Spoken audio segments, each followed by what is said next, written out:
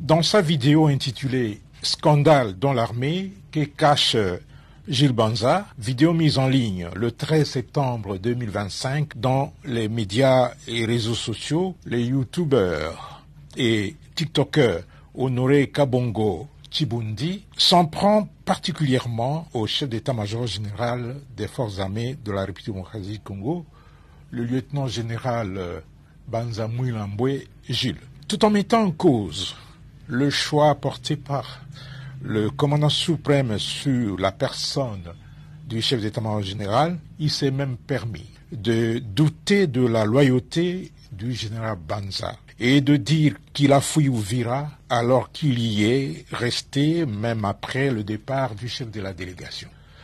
De ce qui précède, les forces armées de la République démocratique du Congo tiennent à faire la mise au point suivante. 1. Dans cette délégation gouvernementale à Uvira, le vice-premier ministre, ministre de l'Intérieur, Jacquemain Chabani, était l'unique représentant du président de la République. 2.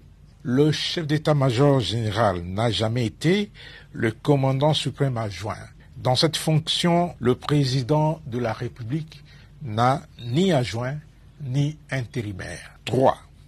Très discipliné et respectueux des lois, des règlements et des coutumes militaires, le chef d'état-major général n'est pas politicien pour prendre la parole dans une réunion publique présidée par une haute autorité gouvernementale, réunion consacrée à la remise d'un mémo dont la primeur était réservée au président de la République et que ni le vice-premier ministre, ministre de l'Intérieur, ni les chefs d'état-major général ne pouvaient commenter. En plus, la réunion du chef d'état-major général prévue avec les FARDC et les Wazalendo dans un cadre approprié avait été préalablement annoncée par le vice-premier ministre, ministre de l'Intérieur.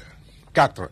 Après la réunion du vice-premier ministre, ministre de l'Intérieur, le chef d'état-major général s'est bel et bien entretenu, sans tambour ni trompette, avec les militaires des forces armées de la République démocratique du Congo et les patriotes Wazalendo, dans la salle de réunion du secteur opérationnel. Un cadre idéal pour les rencontres de ce genre. Honoré Kabongo aurait peut-être souhaité voir ces contacts présents avec caméra et micro pour renseigner l'ennemi. Qu'il sache que les questions de défense et de sécurité ne se traitent pas devant tout le monde, moins encore sur la place publique. À ce sujet, Honoré Kabongo n'a pas de leçons à donner à l'armée, surtout qui n'a aucune notion de base sur le service